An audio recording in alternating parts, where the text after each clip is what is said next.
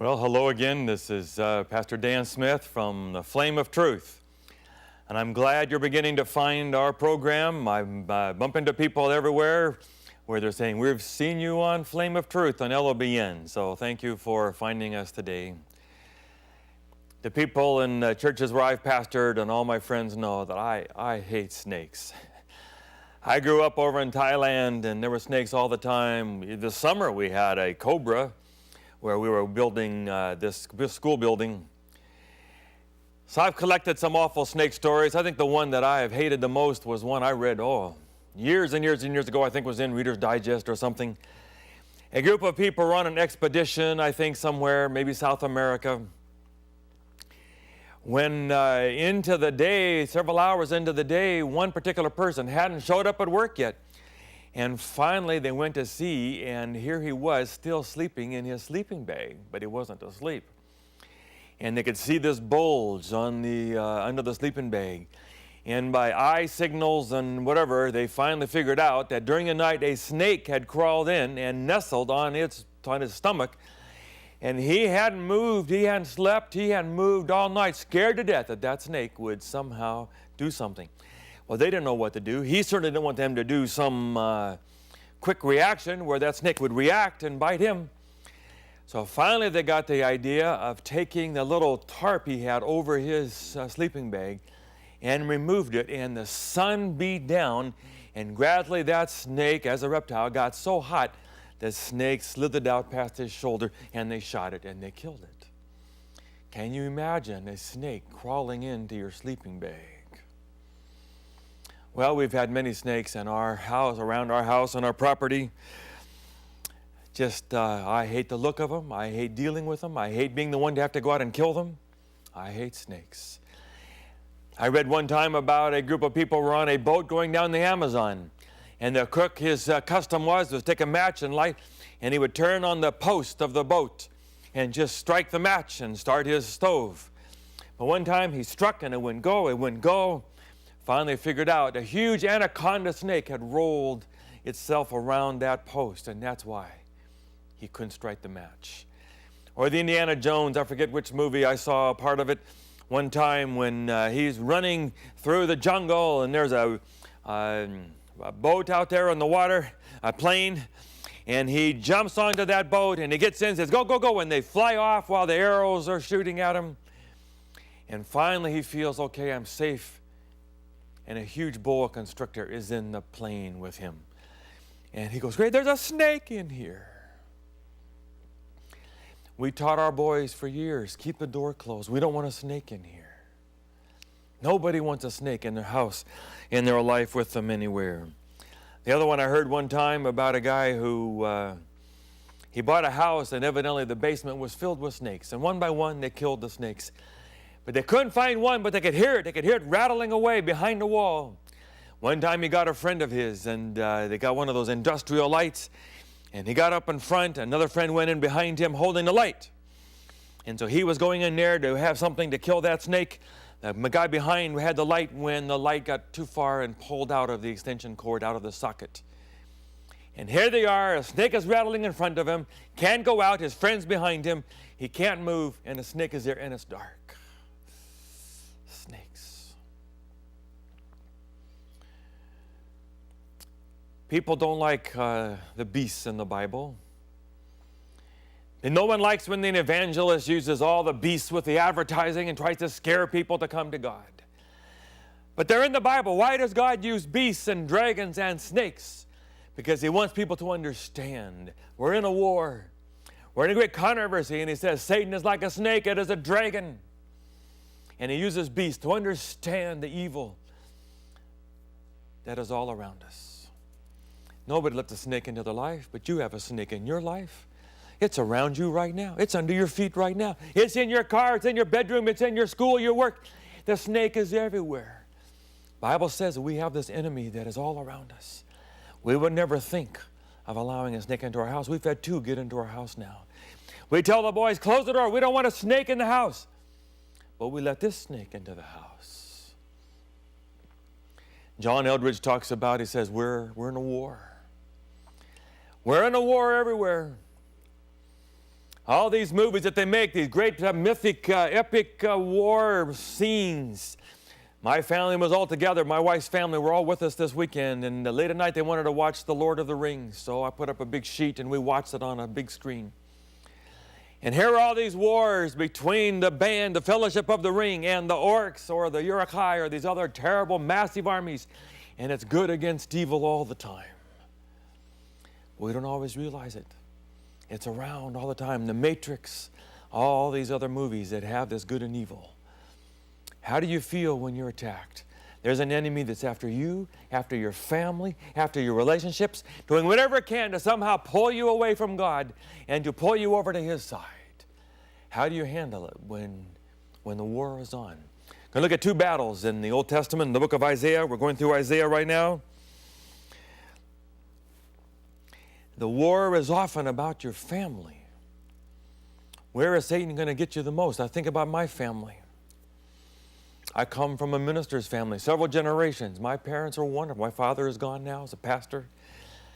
One time, 1985, we were going to drive to our church general conference session in New Orleans, a big Superdome. We got the idea. We were in Los Angeles. We'll drive together, save some money. We'll have fun together. We'll talk. We'll solve all the problems of the world and be family. So my brother and I, we're both pastors, young pastors.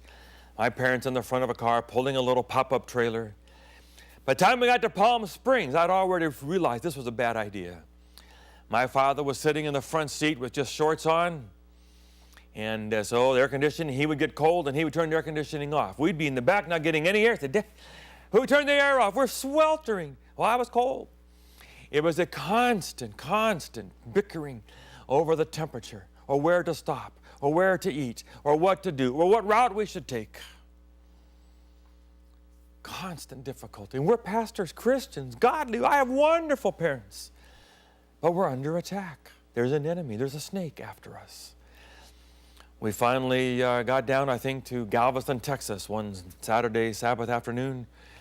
And one of my parents used a word about a particular group of people that maybe in their generation it was a part of the colloquial terminology. But in my brothers and my generation, you don't use that word. And when one of them used it, my brother and I just came unglued. Said, you cannot use that word. Never use that word again. Well, they were hurt, and they said, you can't talk to us like that. We're your parents. You're supposed to respect us. Yes, but... And we had 2 hours trying to hammer out what it was like to be two adults in our 30s, but still respect our parents if we disagreed with them. Family.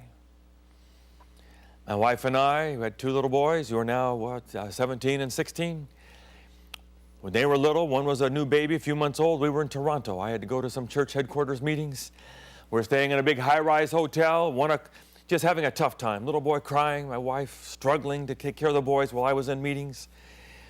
One night, I'm trying to watch over the boys so she could get some sleep. All of a sudden, the fire alarm goes off. We're on the 10th floor. And we go down the stairs. I grabbed one boy, she grabbed the other, grabbed my wallet and car keys, headed down the fire escape with all the others. No sleep. Day after day, my wife wasn't sleeping. She was struggling just to hold on to sanity and to keep taking care of these boys. Finally, it was so difficult and so much tension. I finally said to her, honey, if we don't do something different, we're not going to make it. Our family is not going to make it. And she finally had to just sleep through one of the boys crying and not pick them up every time. And they quickly soon learned that we weren't going to pick them up every time, and we finally got her some sleep. There's an enemy out there after us. It's after you. It's after your family. It's after your relationship with God. Anyway, let's look at these 2 wars. The first one is Isaiah chapter 7. I don't have a map I can show you right now. You have to just sort of visualize the Mediterranean. And there's Israel. Israel came up from Egypt, from the promised land. We have the Philistines between them and the ocean in the south. And then we have, Syria and Ammon and the various countries, Edom and Moab down at the south. And Assyria.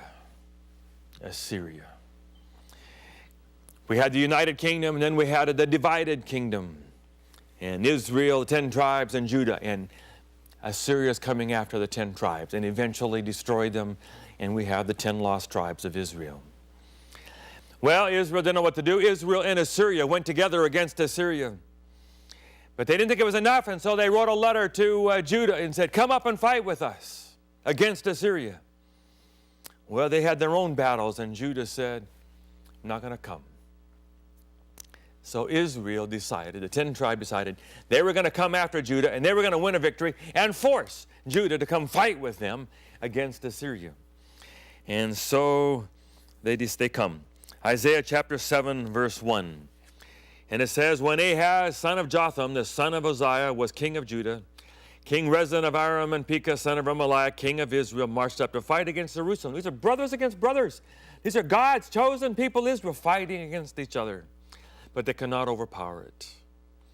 Now the house of David was told, Aram has allied itself with Ephraim. So the hearts of Ahaz and his people were shaken, as the trees of the forest are shaken by the wind. Judah's scared to death. Doesn't know what to do. They're small. 2 countries coming against them. And so he decides, says he's shaken by the wind, he decides to make an alliance with Assyria, the ones coming after Israel. And so he writes a letter. We have to turn now to 2 Kings, so I'm just going to read it here. 2 Kings chapter 16, verse 7. Ahaz sent messengers to say to Tiglath-Pileser, king of Assyria, I am your servant. Come up and save me. And he took the silver and gold found in the temple of the Lord and in the treasuries of the royal palace and sent it as a gift to the king of Assyria. Can you imagine? Not going to trust in God anymore. Not sure God is going to take care of him and deliver him from Israel and Syria. So he writes a letter to Assyria, and he takes the treasures that people sacrificed as worship to God to go into the temple. And he takes the silver and gold and he sends it to Assyria, hoping that now a human power will help protect him from Israel. Terrible. And it works. And for a while, Assyria helps him. You can read about it in 2 Kings 16 and 2 Chronicles chapter 28. And so he figures, the other God wasn't helping me much, but Assyria seems to be helping me. I'm going to worship their gods. Evidently, their gods are helping them. I'm going to worship their gods. And so he begins to set up temples to Assyria's gods. He puts statues and idols and altars on all the street corners. He offers his own sacrifices as sons to those gods. And it says in 2 Chronicles 28:23, since the gods of Aram have helped them, I will sacrifice to them, so they will help me. You will worship whoever you think will help you the most. And he wasn't sure God was going to help him, and so he gives sacrifices to these other gods. Why did he do it? Not sure God was going to come through. And so he makes an alliance with someone else just in case. Isaiah is the prophet. He comes and he says in chapter 7, verse 4, be careful. Be careful. Keep calm and don't be afraid. Do not lose heart because of these 2 smoldering stubs of firewood.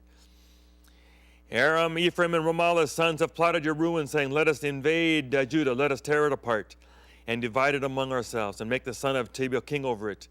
Yet this is what the sovereign Lord says, it will not take place, it will not happen, and so on and so on and so on. If you do not stand firm in your faith, you will not stand at all. Isaiah says, don't give in to them.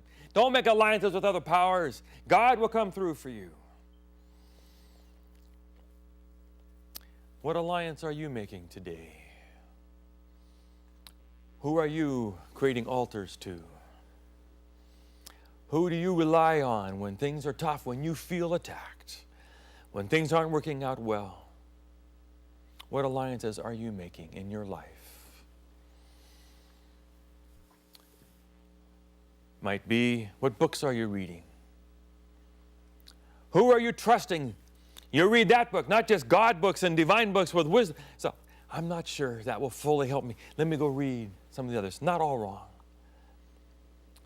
Alliance. Who do you listen to? Who are you watching? Who do you take seriously? Who do you give your time over to?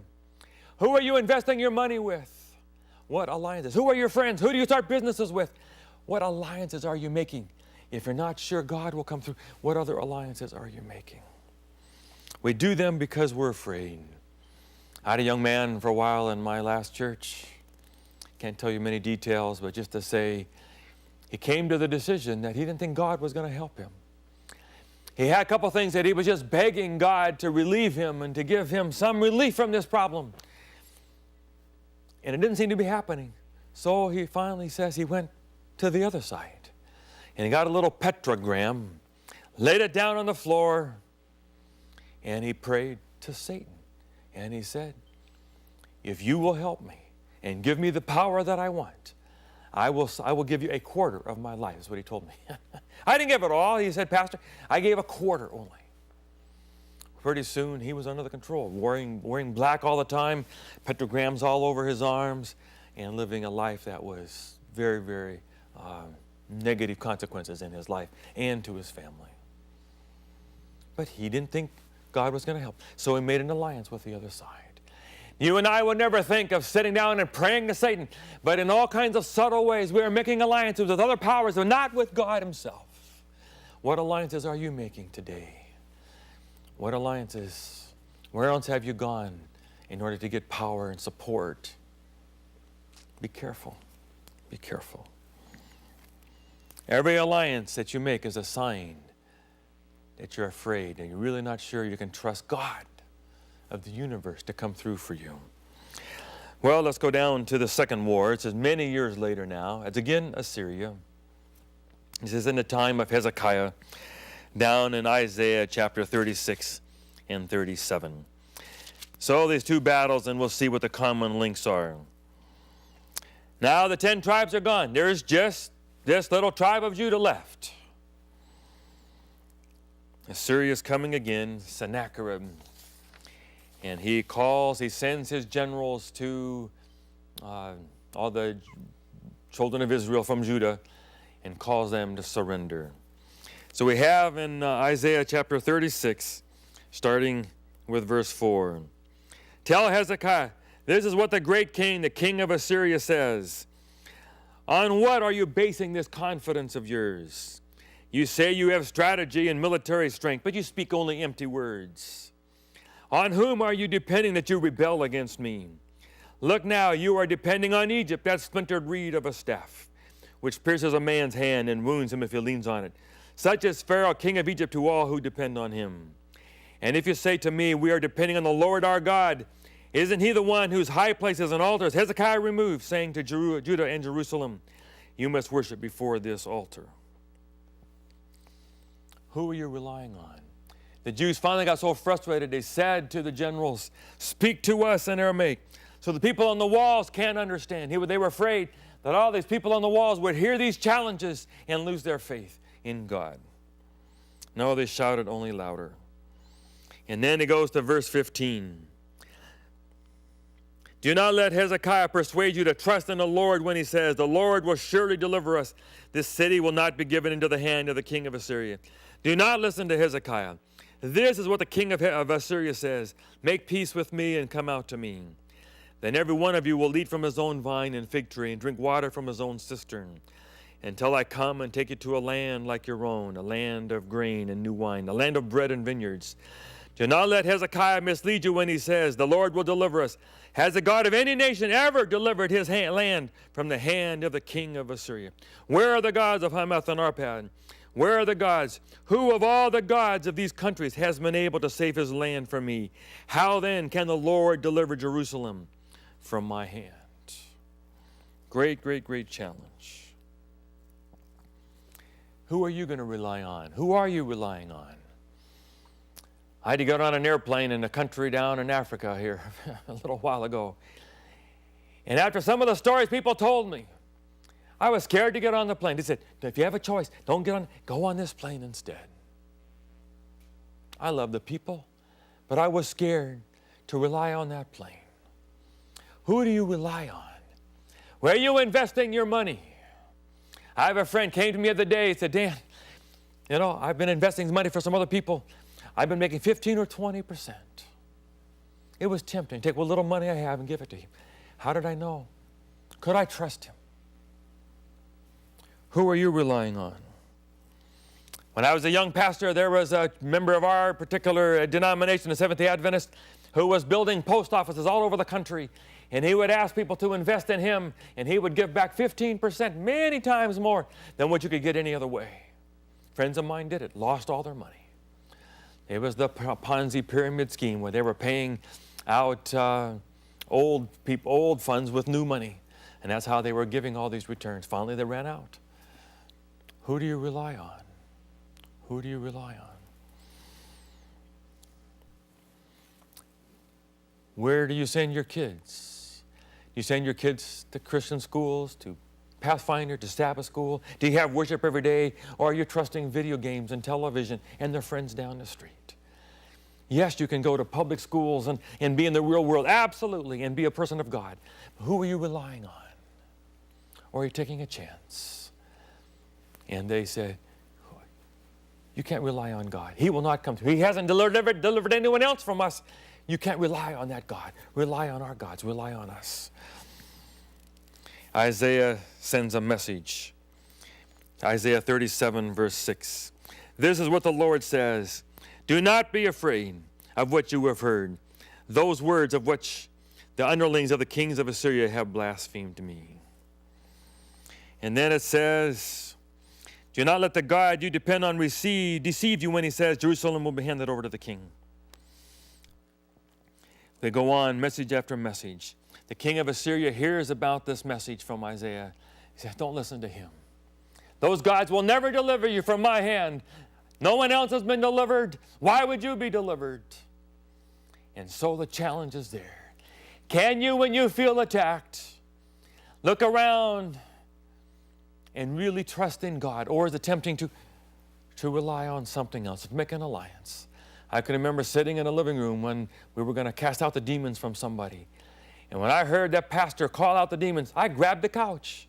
Thought maybe I could hold on to something solid and tangible. I said, no, that's not going to help. I need God. I'm going to have to trust in the God of the universe has more power than the demonic powers. Who were you relying on? And now we come to one of the greatest verses of the Bible. In Isaiah chapter 37, verse 14, where it says, Hezekiah, scared to death, received a letter from the messengers and read it. Then he went up to the temple of the Lord and spread it out before the Lord. Where do you take your letter from Assyria? Hezekiah took his greatest fears. He was going to lose his country and all his people were going to be destroyed and the temple would be destroyed. And God's dream of what he was going to do with his remnant, chosen covenant people was all going to be destroyed. And he takes his greatest fear and he goes before God and he says, here, God, I'm looking to you. And he prays this incredible prayer. We are the people with your name. God, we're looking to you. Please come through for your people. Where do you go when you feel attacked? When you get an email from somebody that's hurting you? When you get a doctor's report that has something pretty scary? I'm waiting for a doctor's report right now as we speak. What's it going to say? Is it cancerous or is it benign or is it okay? When you get a credit card bill that you just cannot pay off. I've got one of those right now. As I tape this comes right out of the holidays. And I had to use a credit card for a few things that I can't pay off right now. What do you do when you feel the snakes are in your house? Capital S snakes. And the demonic powers of the world are after you or your family and your relationship with God. And you're not sure where there's enough money, or you're being criticized, or you're in trouble. And your mortgage, you're upside down in your house, and you say, where is God? Where do you go with that? Who do you lay your letter in front of?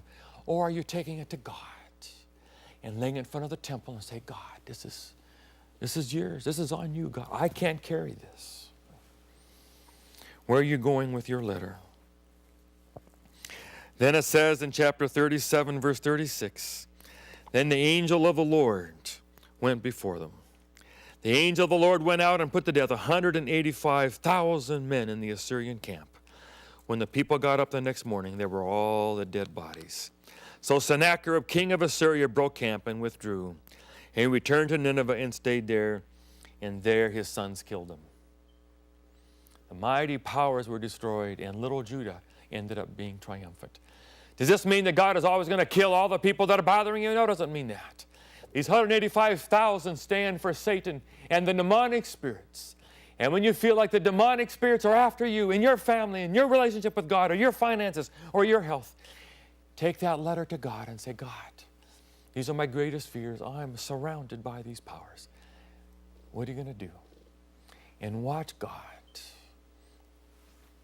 wipe out the enemies in your life, the demonic spirits that are after you. He who is within you is greater than he that is in the world. So who are you making an alliance with? Where do you go with your greatest fears, with your letters from Assyria? Take them to God.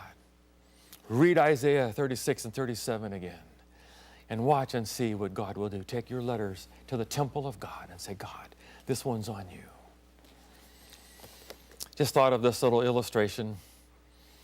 I was in Seleucia University in Africa, Zimbabwe. Wonderful group of people, precious to me. I'll be flying there in a few weeks to do their graduation. Got emails from them today. Great, challenging place. Everywhere, people hungry, people struggling to eat, grade school, families. Whenever the school had food to give, more kids came to school because they could eat.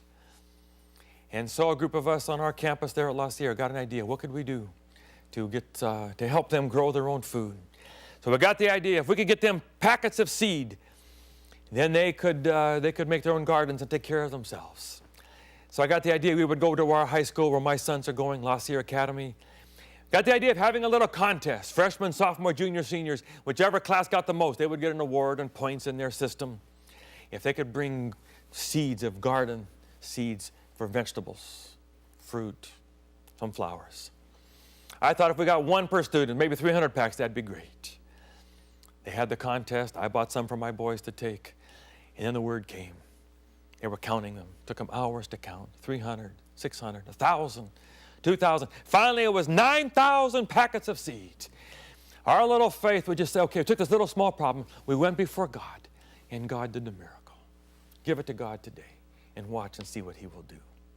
Amen.